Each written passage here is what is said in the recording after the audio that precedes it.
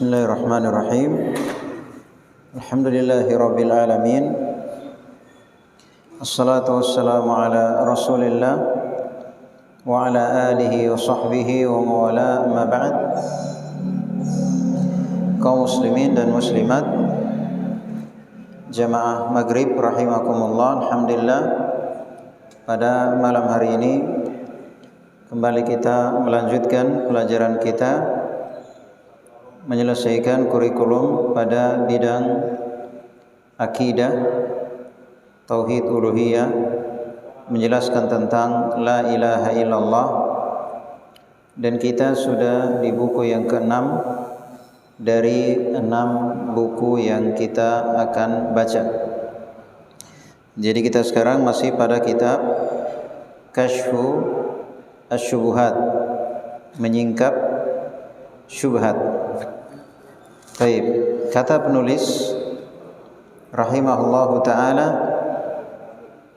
wal kuffaru al-juhalu ya'lamuna anna muradan nabiyyi sallallahu alaihi wasallam bihadhihi al-kalimati huwa ifradullahi bitta'alluqi wal kufru bima yu'badu min dunihi wal bara'atu minhu. Kata penulis, orang-orang kafir al-juhal, yang jahil, maksudnya tidak mengerti Islam. Maksudnya di sini orang-orang kafir di masa Nabi sallallahu alaihi wasallam, artinya orang-orang yang didakwai oleh Nabi. Mereka mengetahui apa yang diinginkan oleh Nabi sallallahu alaihi wasallam terhadap kalimat la ilaha illallah, yaitu ifradullah bitta'alluq, mengesahkan Allah dalam ketergantungan. Maksudnya segala urusan kita hanya gantungkan kepada Allah. Ya, urusan rezeki kita ingat Allah, urusan kesehatan ya kita ingat Allah, urusan jodoh kita ingat Allah, urusan agar dimudahkan segala urusan kita ingat Allah. Jadi keterikatan hati kepada Allah semata. Wal kufru bima yu'badu min dunihi, dan kufur atau ingkar terhadap semua yang disembah selain Allah. Wal bara'atu minhu, dan berlepas diri darinya. Taib. Di antara buktinya adalah ayat yang sering kita bacakan ketika Nabi sallallahu alaihi wasallam memerintah orang-orang kafir, orang-orang musyrik di masa beliau. Ya, Nabi SAW mengatakan, ya qaumi qulu la ilaha illallah tuflihu. Wahai kaumku, ucapkanlah kalimat la ilaha illallah, pasti kalian akan selamat. Mana bukti bahwa orang-orang kafir ini paham apa maksudnya? Ya, mana bukti bahwa orang-orang kafir ini paham maksud Nabi ketika mereka disuruh untuk mengucapkan kalimat ini? Itu surat Shad ayat 5. Allah Subhanahu wa taala berfirman, aja'alal alihata ilaha wahida, apakah dia mau menjadikan yang kita sembah, yang kita ibadahi satu saja? Coba lihat jawabannya. Jadi ketika disuruh mengucapkan kalimat la ilaha illallah, apa jawaban mereka? Apakah dia mau menjadikan yang kita ibadahi satu saja? Berarti mereka paham bahwa la ilaha illallah artinya tidak ada yang boleh diibadahi kecuali siapa? Allah. Makanya mereka mengatakan, apakah dia mau menjadikan yang kita ibadahi satu saja? karena mereka rajin beribadah. Ya, ya mereka tawaf, ya mereka menyembelih, mereka memuliakan jemaah haji, mereka bersedekah, mereka rajin beribadah. Hanya masalahnya ibadahnya itu kepada Allah, juga kepada selain Allah. Nah, sementara dakwah Nabi kita sallallahu alaihi wasallam mengajak mereka supaya beribadah hanya kepada Allah. Apa jawabannya? Apakah dia mau menjadikan yang kita ibadahi satu saja? Kata mereka, inna hadza la syai'un ujab. Sesungguhnya perintah ini, ajakan ini adalah sesuatu yang ujab, yang ajib, yang aneh. Maksudnya mana mungkin kami ikut. Jadi mereka tidak mau mengucapkan la ilaha illallah karena mereka paham apa arti dari kalimat itu. Ini ayat ini bukti ya bahwasanya ini orang-orang kafir, bukan muslim, orang kafir. Di masa Nabi, orang-orang kafir yang didakwai oleh Nabi, mereka paham apa arti la ilaha illallah. Makanya mereka tidak mau ikut. Ya, makanya disebutkan di surah Sad ayat 6. Tadi ayat 5 ya, sekarang ayat 6. Wantalaqal mala'u minhum. Kemudian berjalan para tokoh, ya para pemimpin ya di kalangan mereka untuk berpesan kepada orang-orang yang berbuat syirik, beribadah kepada selain Allah, animshu ya wasbiru ala alihatikum, tetaplah berjalan kalian. Jadi para tokoh ini, tokoh-tokoh orang kafir berpesan kepada anak buahnya, bawahannya, ya, tetaplah kalian berjalan seperti biasa. Wasbiru ala alihatikum, sabar terhadap sembahan-sembahan kalian. Inna hadza la syai'un yurad, sesungguhnya ini yang diinginkan. Artinya sabar ki. Jadi dari dulu para tokoh berpesan kepada pengikutnya untuk bersabar di atas kesyirikan. Jadi ketika Nabi sallallahu alaihi wasallam menyuruh mereka mengucapkan kalimat la ilaha illallah, mereka menjawab, apakah dia mau menjadikan yang kita ibadahi satu saja? Maka ini adalah hal yang tidak mungkin kami ikuti. Nah, maka mereka berpesan, ya sabar, terus berjalan, sabar menyembah sembahan-sembahan kalian. Iya. Sampai disebutkan di surah Al-Furqan, di surah Al-Furqan ayat 42, in kada la yudhilluna an alihatina laula an sabarna 'alaiha. Kata orang-orang kafir ini yang mempertahankan kesyirikan, hampir Muhammad itu menyesatkan kita dari sembahan-sembahan kita. Maksudnya hampir mereka ikut. Ya, laula an sabarna 'alaiha, seandainya kita tidak sabar. Seandainya kita tidak sabar, kita ikut Nabi Muhammad. Ya. Ternyata jawaban-jawaban seperti ini ketika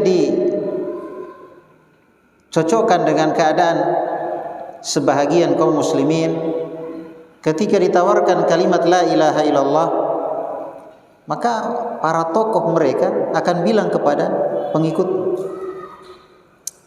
yang mau itu bahaya, itu janggu-janggu itu keras, pokoknya istiqomah ki sampai mati, sabar ki. Jadi dari dulu cara-cara seperti ini ya tadi ya. Jadi bahkan mereka berbangga tadi di surah Al-Furqan ayat 42. Mereka bilang seandainya kita tidak sabar, nak kasih sesat ke Nabi Muhammad.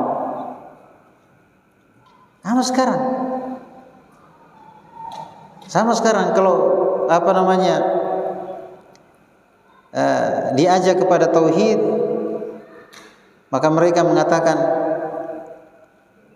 ya seandainya saya tidak menghindar, naka menakulangiri lek baka, maka nanti nakulangiri bahaya juga, keras pengaruhnya, dia kilangir-langir bahaya. Makanya saya aman, tidak pernah ke ta'lim karena bahaya. Karena pun aku langiri ses saja. Justru berbangga dengan tidak mau memahami, ya, tidak mau memahami apa yang diajarkan Nabi sallallahu alaihi wasallam, itu justru berbangga. Dia merasa bahwa dia selamat. Soalnya di sini surah Al-Furqan ayat 42. Dia bilang seandainya kami tidak sabar, nasesatkan kayak kita ini Muhammad ini.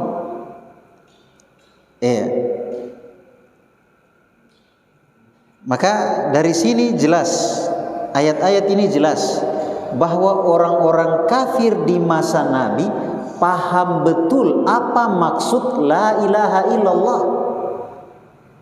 Artinya di sini ingin ditekankan dulu ya, supaya kita paham mana yang lebih pintar, orang kafir dulu atau muslim sekarang. Supaya kita paham. Jadi orang-orang kafir di masa Nabi ini yang didakwai Nabi ini, mereka paham apa maksud kalimat itu. Ya, dan mereka berbangga tidak mengikuti Nabi Muhammad SAW. Seandainya kami tidak sabar di atas kesyirikan kami, kami sesat, ya kan? Makanya disebutkan tadi ya di ayat yang lain di surah As-Saffat ayat 35, 36, Allah Subhanahu wa taala berfirman, innahum kanu idza qila lahum la ilaha illallah yastakbirun wa yaqulun a inna latariku alihatina li syairim majnun. Sesungguhnya mereka ketika dikatakan kepada mereka, ucapkanlah kalimat la ilaha illallah, yastakbirun, mereka takabur, mereka sombong, mereka tidak mau ikut, mereka tidak mau ucapkan. Apa jawabannya? Ini jawaban ini yang membuktikan bahwa mereka paham apa maksud kalimat la ilaha illallah, sehingga mereka tidak mau ucapkan. Wa yaqulun, mereka mengatakan, a inna latariku alihatina li syairim majnun, apakah kami rela meninggalkan sembahan-sembahan kami hanya karena tukang syair yang gila? Jadi disuruh mengucapkan kalimat la ilaha illallah, mereka menjawab, mana mungkin kami tinggalkan sembahan-sembahan kami hanya karena penyair yang gila itu. Artinya apa? Mereka paham betul apa maksud ketika Nabi Muhammad menyuruh mereka mengucapkan kalimat la ilaha illallah. Mereka paham. Artinya kalau mereka mengucapkan kalimat ini, berarti kami harus meninggalkan semua yang kami sembah selama ini. Berarti kami hanya boleh menyembah Allah saja. Paham mereka. Karena mereka paham, mereka tidak mau ucapkan. Karena sudah kita jelaskan di pembahasan sebelumnya, intinya mereka mau itu, pokoknya kita menyembah Allah, kita menyembah selain Allah, bebas, jangan dilarang. Sementara Nabi Muhammad SAW mengajarkan kepada mereka tidak ada yang boleh disembah, diibadahi kecuali siapa? Allah. Sama sekarang. Bukan jangan mau bahas itu masalah tauhid, syirik. Yang penting orang sholat. Yang penting orang puasa, mau ke kuburan itu urusannya, yang penting sholat. Artinya jangan permasalahkan kita ibadah kepada Allah selain Allah, yang penting ibadah. Ya kan? Orang-orang musyrikin di masa Nabi tidak mempermasalahkan, menyembah Allah bagus, tapi jangan larang kami menyembah selain Allah juga. Nah, sementara dakwanya Nabi Muhammad SAW yaitu tidak boleh menyembah atau beribadah kecuali hanya kepada Allah. Ini yang mereka tidak cocokin. Akhirnya mereka bilang, dulu sebelum Nabi jadi angkat sebagai Nabi, sebagai Rasul, itu mereka beri gelar Nabi Muhammad itu dengan Al-Amin, orang yang amanah, orang yang terpercaya. Makanya ketika di usia Nabi umur 35 tahun kan diangkat jadi Nabi itu di umur 40 tahun. Di usia 35 tahun pernah orang-orang musyrikin itu membongkar Ka'bah. Dikasih kuat fondasinya, dibangun tiangnya, mereka menguatkan fondasi dan tiang-tiang Ka'bah. Dan Nabi Muhammad di situ ikut andil. Artinya ikut gotong royong renovasi Ka'bah yang merupakan bangunan Nabi Ibrahim alaihissalam. Ini Nabi ketika itu masih usia 35 tahun. Akhirnya ini orang-orang kafir ketika itu mereka ribut, hampir terjadi perang. Karena semuanya ingin mereka yang meletakkan Hajar Aswad di tempatnya. Artinya semuanya ingin pegang Hajar Aswad. Suku ini, mereka yang mau. Akhirnya tidak terjadi kesepakatan, akhirnya ribut. Akhirnya mereka sepakat untuk menjadikan hakim di antara mereka. Ya, kata mereka, siapa yang masuk lewat pintu ini, maksudnya ada pintu di Masjidil Haram, ya ada pintu khusus yang mereka sepakati. Kalau siapa yang duluan masuk lewat pintu ini, maka dia kita jadikan sebagai orang yang memutuskan pertikaian di antara kita. Ternyata yang duluan masuk lewat pintu itu Nabi kita Muhammad sallallahu alaihi wasallam. Apa kata mereka? Atakumul amin, telah datang kepada kalian al-amin, orang yang amanah. Bayangkan, jadi pertikaian di antara mereka itu mereka jadikan Nabi Muhammad sebagai hakim karena mereka percaya betul Nabi Muhammad itu orang yang amanah. Tapi coba lihat, setelah Nabi mendakwakan tauhid, mendakwakan la ilaha illallah, menyuruh mereka menyembah kepada Allah semata, meninggalkan syirik, apa mereka bilang? Syair, itu kan syirin, majnun, orang gila.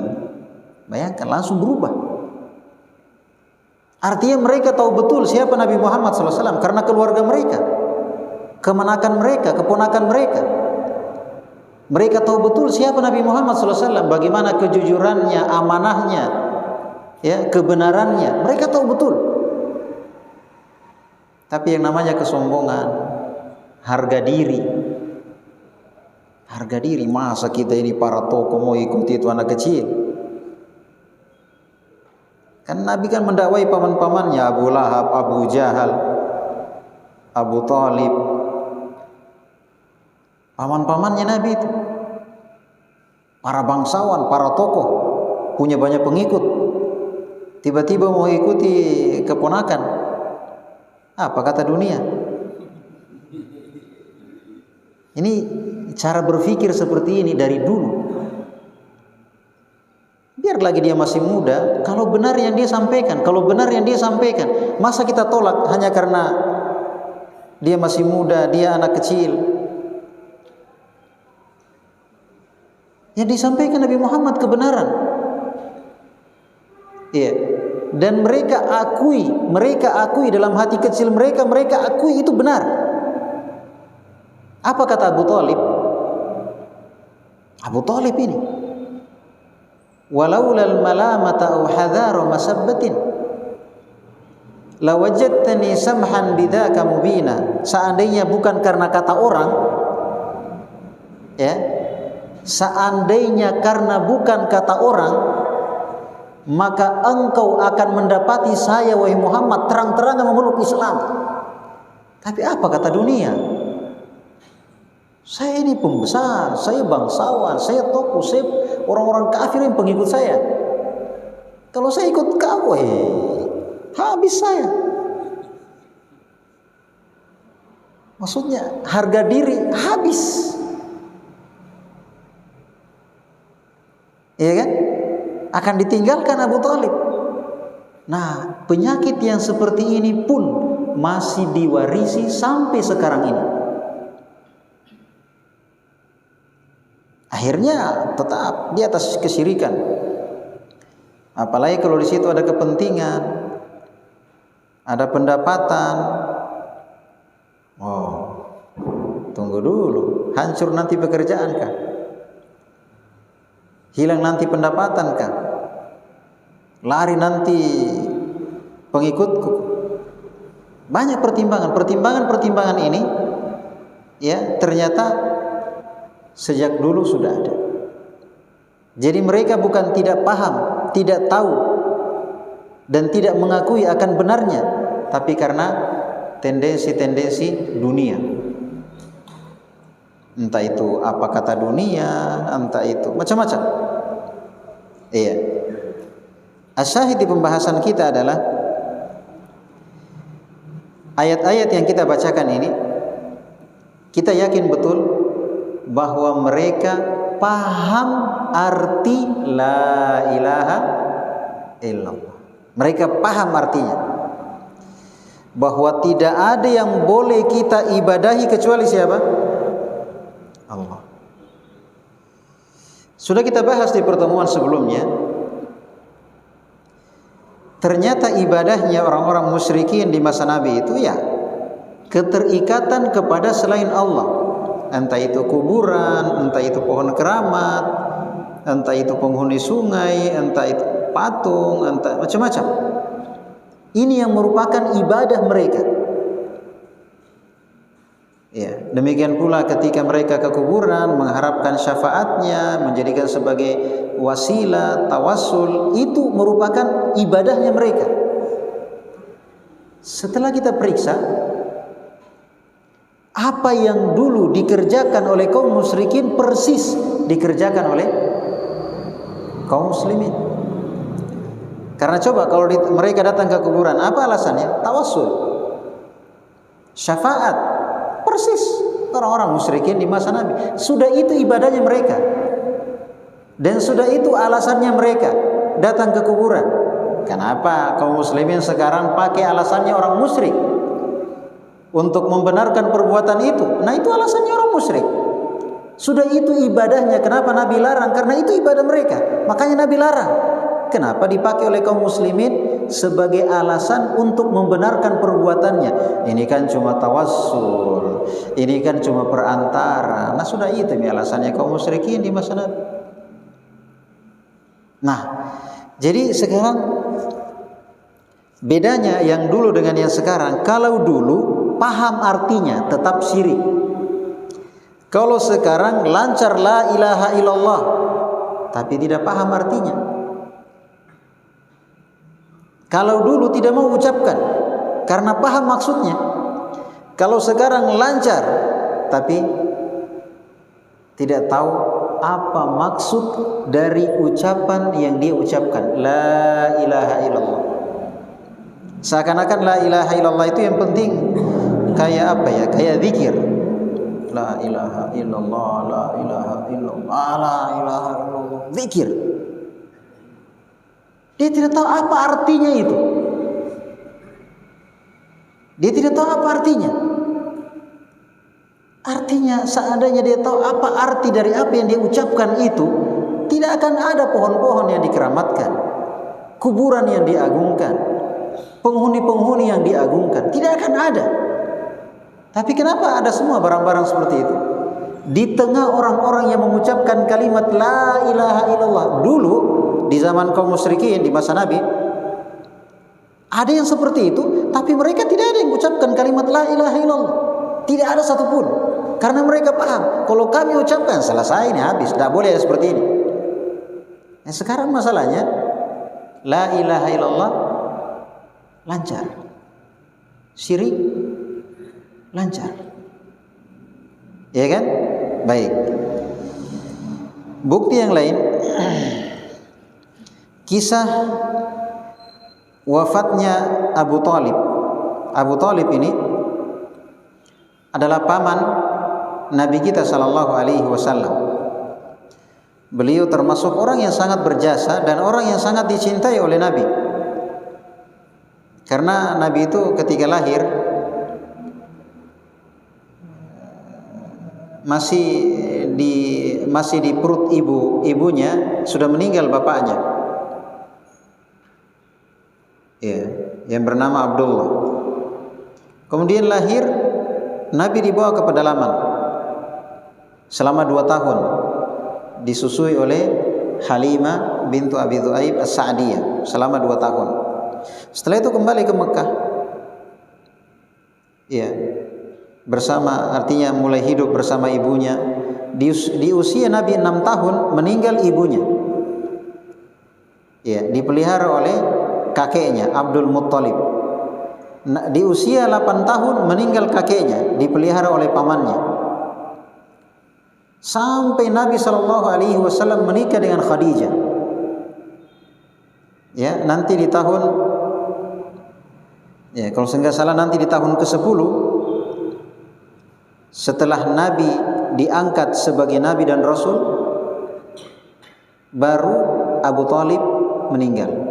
Artinya Nabi diangkat di usia 40 tahun, nanti sekitar 10 tahun setelah diangkat, 50 tahun. Ya, jadi dari usia 8 tahun ya sampai usia 50 tahun. Terus dijaga, dipelihara oleh Abu Thalib. Artinya Abu Thalib ini menjadi benteng bagi Nabi. Pokoknya apapun yang terjadi, Abu Thalib siap. Harta dan nyawa dia pertaruhkan untuk menjaga Nabi sallallahu alaihi wasallam. Dan orang-orang kafir di masa itu tidak ada yang berani, karena Abu Thalib ini orang terpandang, bangsawan, tokoh, orang musyrik, dia merupakan tokoh Mekah. Tidak ada yang berani ganggu Nabi sallallahu alaihi wasallam. Makanya Nabi begitu antusias, begitu semangat supaya pamannya dapat hidayah, karena jasa-jasa yang luar biasa, pengorbanan Abu Thalib terhadap Nabi sallallahu alaihi wasallam. Tapi ingat, kebaikan sebesar apapun, sekalipun Nabi yang dijaga, dikorbankan harta dan nyawa, kalau tidak masuk Islam, kalau tidak di atas tauhid, nah.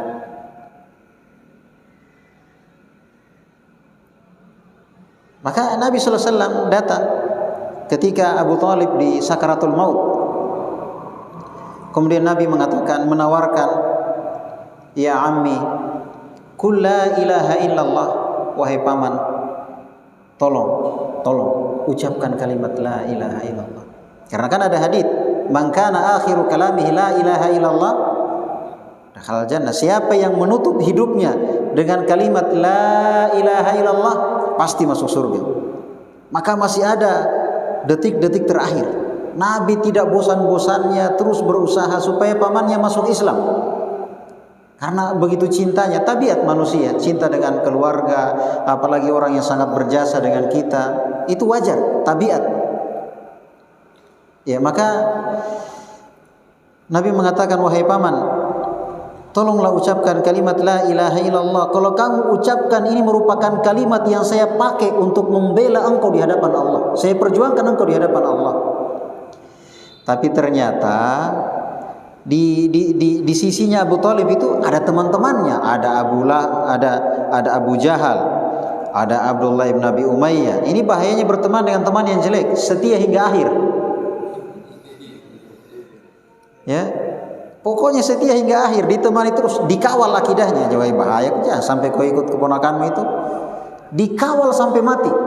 Jadi ketika sakaratul maut itu, ternyata di situ juga ada temannya, ada Abu Jahal, ada Abdullah bin Abi Umayyah. Jadi ketika Nabi menawarkan kalimat la ilaha illallah, apa Nabi bilang, teman? Kita sudah benci itu agamanya Abdul Muttalib. Masa kita mau ikut agamanya? Maksudnya, apa kamu meninggalkan kesyirikan yang selama ini kita pertahankan, yang merupakan agamanya kakek kita Abdul Muttalib?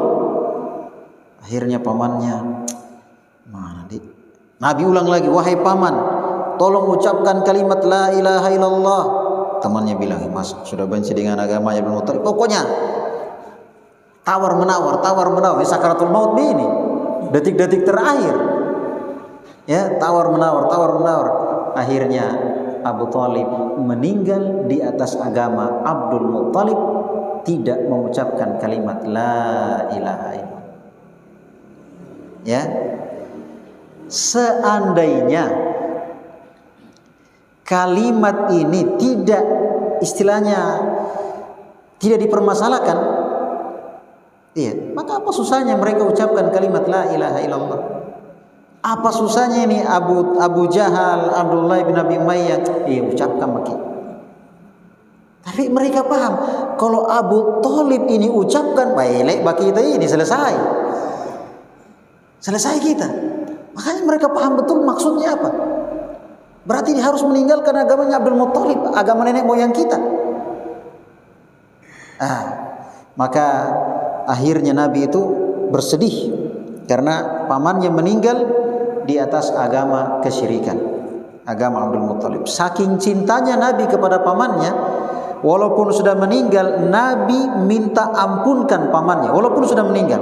Akhirnya turun ayat menegur Nabi Muhammad SAW. Artinya kalau sudah mati di atas kesyirikan, ya kalau masih hidup masih bisa diusahakan. Tapi kalau sudah mati bagaimana caranya? Orang kafir tidak mungkin lagi mau diminta ampunkan. Sudah mati di atas kekafiran. Akhirnya turun ayat, yaitu surah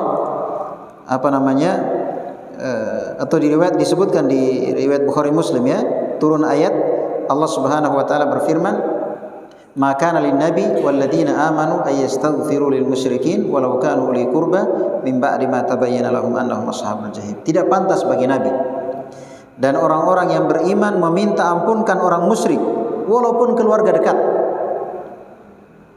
Ya, setelah jelas bagi mereka bahwa mereka penghuni jahanam. Kan sudah meninggal atas kekafiran, apa lagi? Selesai. Ya kan? Kemudian turun untuk Nabi sallallahu alaihi wasallam ayat untuk Nabi sallallahu alaihi wasallam, "Innaka la tahdi man ahbabta." Sesungguhnya engkau wahai Muhammad tidak mampu memberi hidayah sekalipun kepada orang yang kau cintai. Hidayah di tangan Allah. Padahal ini Nabi Muhammad yang menawarkan dakwah tauhid, orang yang paling pintar berdakwah kepada orang yang paling dia cintai. Bersamaan dengan itu, hidayah di tangan siapa? Di tangan Allah Subhanahu wa taala. Syahid pembahasan kita adalah orang-orang kafir di masa Nabi itu, mereka paham apa maksud dari kalimat la ilaha illallah. Beda dengan sekarang. Ya, ini yang ingin ditekankan. Nanti di pembahasan berikutnya, perbandingan mana yang lebih pintar. Mana yang lebih pintar? Orang kafir dulu atau muslim yang sekarang? Paham maksudnya? Mana yang lebih pintar? Orang kafir dulu dengan muslim yang sekarang. Pikir begitu. Tapi itu insya Allah pembahasan berikutnya, ya. Yang jelas paham dulu. Ternyata orang kafir dulu paham apa maksud yang Nabi sampaikan. Taib, sekira itu, ya. Mudah-mudahan apa yang kita dengarkan bermanfaat bagi kita semua. Ya, mohon maaf atas segala kekurangan. Subhanakallah wa bihamdik, asyhadu an la ilaha illa anta, astaghfiruka wa atubu ilaik.